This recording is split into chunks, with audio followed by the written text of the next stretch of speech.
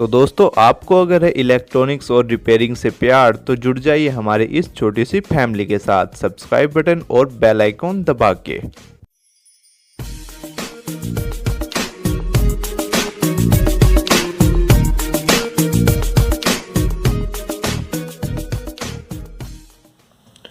तो दोस्तों कैसे हो आप सब। मैं आशा करता हूँ कि आप सब अच्छे होंगे।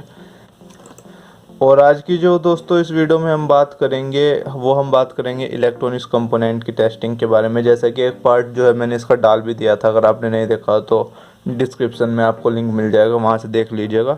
उस पार्ट में जो है हमने इनमें से आधे तो कंपोनेंट टेस्ट कर लिए थे, तो उसमें कुछ अभी बाकी रह गए थे, तो अभी उन जो बाकी रह गए थे तो उनको फ़िलहाल हम टेस्ट कर लेते हैं, ठीक है। और दोस्तों अगर आपको किसी टॉपिक पे वीडियो बनवानी हो तो आप कमेंट में मेरे को ज़रूर बताइएगा, मैं उस टॉपिक पे फिर जो है वीडियो ज़रूर बनाऊंगा। तो चलिए अब हम बात करते हैं इन कंपोनेंट्स के बारे में कि जो हमारे रह गए थे उनको हम टेस्ट करते हैं।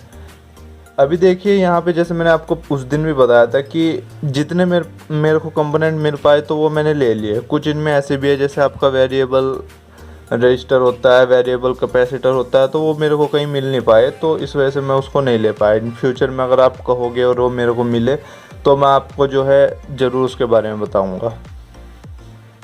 तो पार्ट 1 में दोस्तों हमने जो है मॉसफेट तक जो है टेस्ट कर लिया था, और आई होप कि आपको समझ में आ भी गया होगा। कैपेसिटर वगैरह भी चेक कर लिए, ट्रांजिस्टर वगैरह भी कर लिए थे चेक। आज की इस वीडियो में हम रह रहे हैं ट्रांसफार्मर रह रहे हैं आपके, और ये पावर ट्रांजिस्टर वगैरह ये सब रह रहे हैं, तो इनको भी हम देख लेते हैं।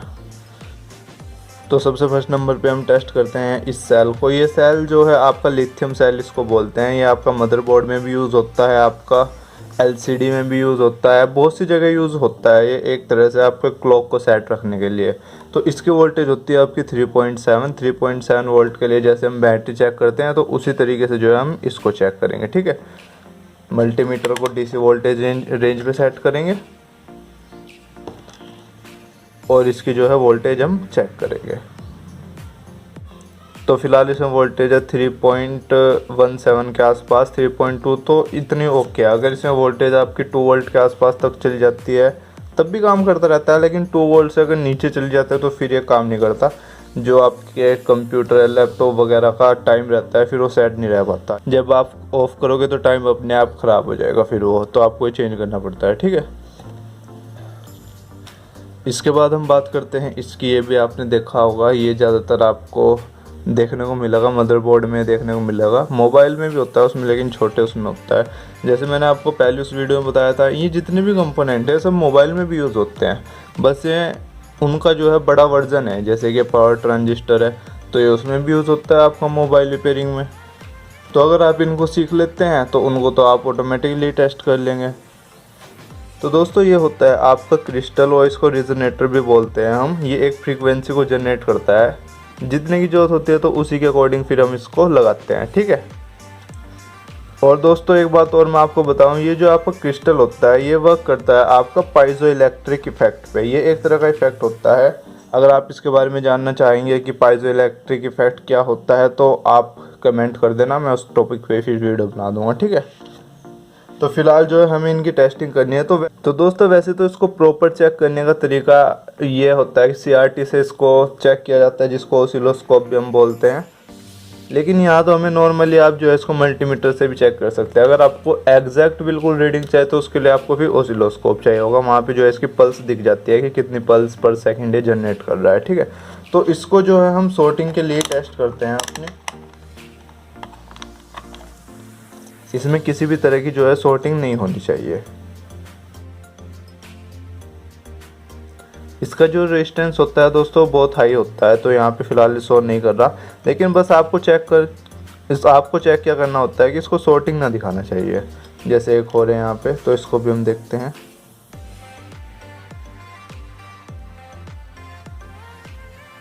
तो देखिए इसमें किसी भी तरह की सॉर्टिंग नहीं है, तो इसका मतलब ये ओके है। ज़्यादातर केस में ओके रहता है ये। तो दोस्तों चलिए बात करते हैं हम इसकी। ये भी आपने देखा होगा, इसको जो है हम पावर ट्रांजिस्टर बोलते हैं, और ये ज़्यादातर आपने देखा होगा ये एम्पलीफायर्स वगैरह में और इन्वर्टर वगैरह में देखा होगा, क्योंकि जहाँ पे ज़्यादा लोड होता है तो वहाँ पे इसको जो है लगाया जाता है पावर ट्रांजिस्टर को। तो इसका भी जैसे हमने एक normal transistor NPN PNP transistor test किया था, तो वही तरीका जो है इसको होता है, इसमें जो है आपकी सॉर्टिंग नहीं होनी चाहिए। और दोस्तों अगर मैं इसके बारे में बताऊँ तो ये होती है, इसकी जो कैप होती है ये होती है कलेक्टर, और जो इसकी फर्स्ट नंबर की पिन होती है ये होती है इसकी बेस, और जो सेकंड नंबर की होती है ये होती है इसकी एमीटर। तो अगर आप इसको कभी चेक करो तो इसमें कंफ्यूज मत होना, फर्स्ट जो होती है इसकी ये होती है बेस, सेकंड नंबर जो होती है इसकी एमीटर, और जो इसका पूरा मेटल का हिस्सा है ये होता है इसका कलेक्टर। इसको जो हम चेक करते हैं वो हम चेक करते हैं सॉर्टिंग के लिए, और जो है इसका रेजिस्टेंस जो है जैसे एक नॉर्मल ट्रांजिस्टर का था तो इसका भी जो रेजिस्टेंस है वो 500 से ऊपर ही होना चाहिए। तो दोस्तों इसको टेस्ट करने के लिए आपको क्या करना होगा, मल्टीमीटर को जो है आप कंटिन्यूटी रेंज में सेट कीजिए, और जो आपकी 2 प्रोब होती है, सबसे पहली प्रोब को कोई सी भी एक को जो है वो आप एमीटर से कनेक्ट कीजिए, और देखिए कलेक्टर और बेस के साथ रीडिंग आ रही है नहीं। तो देखिए यहाँ पे रीडिंग दिखा रहा है, और अगर हम बेस के साथ करें तो बेस के साथ भी रीडिंग दिखा रहा है। ठीक है, अब हम प्रोब चेंज करते हैं, तो इधर से कोई रीडिंग नहीं है और इधर से भी कोई रीडिंग नहीं है। तो इसका मतलब क्या है, जैसे मैंने आपको पहले बताया था, तो ये होगा आपका पीएनपी ट्रांजिस्टर। ठीक है, अगर ये इस साइड से आपको रीडिंग दिखाता नेगेटिव को कनेक्ट करके एमीटर से, इस बायस में अगर ये रीडिंग दिखाता तो उस कंडीशन में होता फिर ये एनपीएन। ठीक है, अगर आप ज़्यादा जानना चाहते हो पीएनपी और एनपीएन के बारे में तो ये भी एक बहुत बड़ा टॉपिक है, कमेंट लिख दीजिएगा तो मैं उस टॉपिक के ऊपर भी वीडियो बना दूंगा। ठीक है, तो चलिए हम बात करते हैं इसकी। अगर आप मेरे साथ इंस्टाग्राम पे जुड़े हुए तो मैंने इसकी पोस्ट वहाँ भी डाल ली थी। तो ये होती है दोस्तों हमारी कोयल, ये ज़्यादातर यूज़ होती है आपकी मदरबोर्ड में। चलिए आपको दिखाता भी हूँ, ये देखिए आप, जैसे ये लगी हुई है ये भी कोयल है, और ये आपकी लगी हुई है ये भी कोयल है। ठीक है, इधर भी कोयल लगे हुए हैं, ये मॉसफेट लगे हुए हैं। तो ज़्यादातर जो है इस तरह की कोयल आपकी मदरबोर्ड वगैरह में लगी हुई होती है। ठीक है, तो इसको 2 तरीके से हम चेक कर सकते हैं। एक तो इसका रेजिस्टेंस जो है इसका 20 ओम के आसपास आना चाहिए, और एक जो हम इसको चेक कर सकते हैं कि कहीं ये कोयल ओपन तो नहीं होगी है, क्योंकि कोयल की आपको पता ही होती है स्ट्रक्चर क्या होती है। जैसे कि एक टर्मिनल यहाँ से गया और यहाँ से ऐसे वायर घूम के वो ऐसे यहाँ आ जाता है। ठीक है, तो अगर ये कहीं से ब्रेक है तो कंटिन्यूटी नहीं दिखाएगा, तो उस केस में फिर ये ख़राब हो गए। तो देखिए यहाँ पे कंटिन्यूटी दिखा रहा है। तो दोस्तों ये ज़्यादातर जो है कोइल्स ख़राब नहीं होती हैं आपके, और कई बार ऐसा हो जाता है कि ये शॉर्ट हो जाती है, तो उसमें जो है रेजिस्टेंस आपको बिल्कुल जीरो दिखाएंगे। इनका जो रेजिस्टेंस आता है 20 ओम के आसपास आता है। और जैसे कि मैंने आपको बताया, जो आपकी कोयल होती है उसको जो है सॉर्टिंग दिखाना चाहिए। सॉर्टिंग उसको क्यों दिखाना चाहिए, जैसे कि मैंने आपको बताया, क्योंकि एक वायर होता है और वो ऐसे गोल गोल घूम के दूसरी साइड से आउट हो जाता है।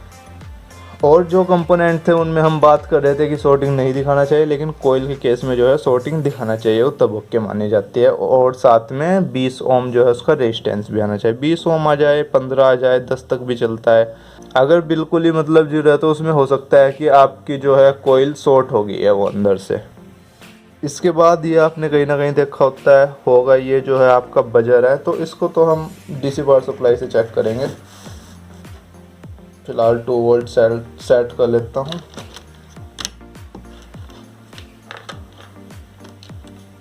बजर का तो आपको पता ही होगा, अगर ये सही होगा तो बीप करेगा। थोड़ी वोल्टेज कम है,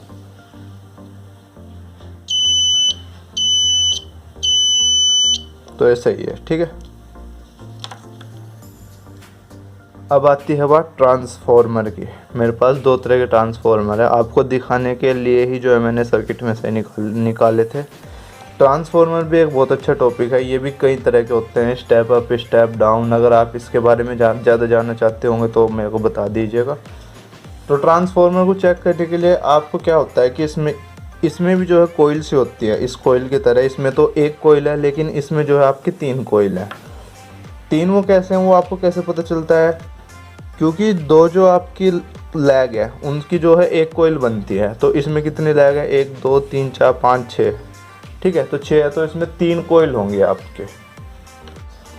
ट्रांसफॉर्मर को चेक करने के लिए मल्टीमीटर आपका कंटिन्यूटी रेंज में सेट रहेगा, और पहले प्राइमरी कोयल हम चेक करेंगे। इसमें भी जो है सॉर्टिंग दिखाना चाहिए,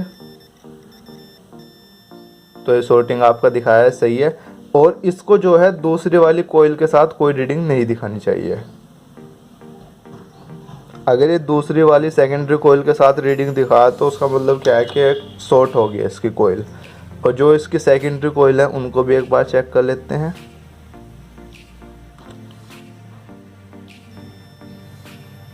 देखिए सेकेंडरी 1 जो कोयल है वो आपकी सही है। अब हम जो सेकेंडरी 2 कोयल आपकी उसको भी चेक करते हैं।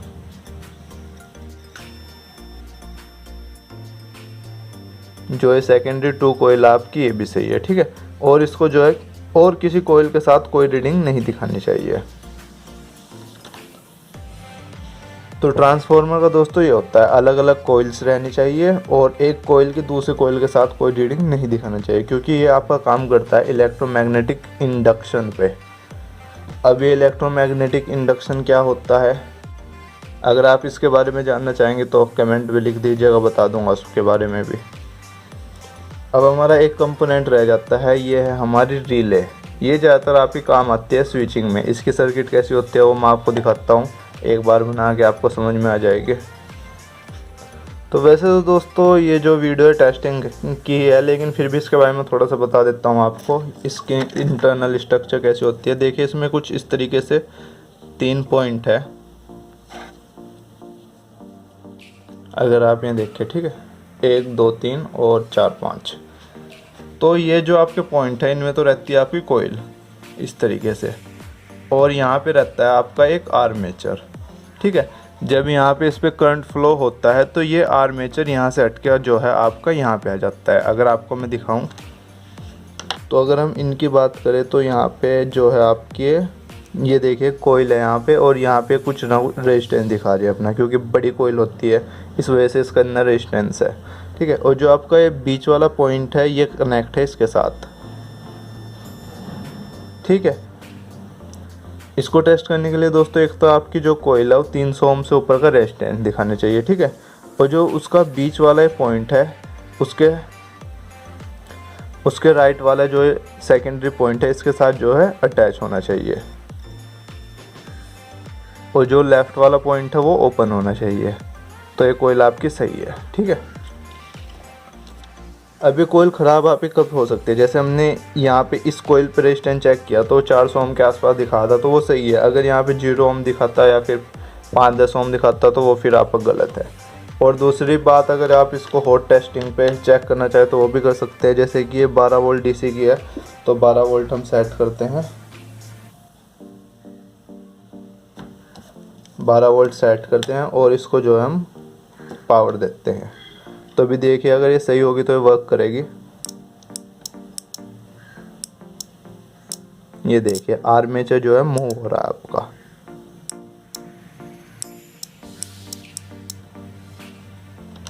ये ऐसा होता है आपका। वैसे तो जो है जैसे मैंने आपको बताया ये बीच वाले पॉइंट से आपका जो सेकेंडरी राइट वाला है इससे अटैच होता है, लेकिन जैसे इसमें पावर फ्लो हम करते हैं तो ये यहाँ से हट के इसके साथ जो है अटैच हो जाता है। जैसे ही पावर कट होती है तो फिर इसके साथ अटैच हो जाता है। तो दोस्तों ये कुछ कंपोनेंट थे जिनके बारे में मैंने आपको बताया। आई होप कि आपकी समझ में भी आ गया होगा। अगर इनमें अभी वैसे काफ़ी सारे ऐसे कंपोनेंट है जो इसमें मैं नहीं ले पाया, और वो इसलिए नहीं ले पाया क्योंकि वो मेरे को मिल नहीं पाए। इन फ्यूचर मिले तो मैं उनके ऊपर भी वीडियो जरूर बनाऊंगा। और ये वीडियो दोस्तों अगर आपके काम आई हो, आपको अच्छी लगी, तो इस वीडियो को लाइक जरूर कीजिएगा। इसी तरह की और वीडियोस देखने के लिए आप हमारे चैनल को सब्सक्राइब कर सकते हैं। चलिए मैं मिलता हूँ आपको नेक्स्ट वीडियो में।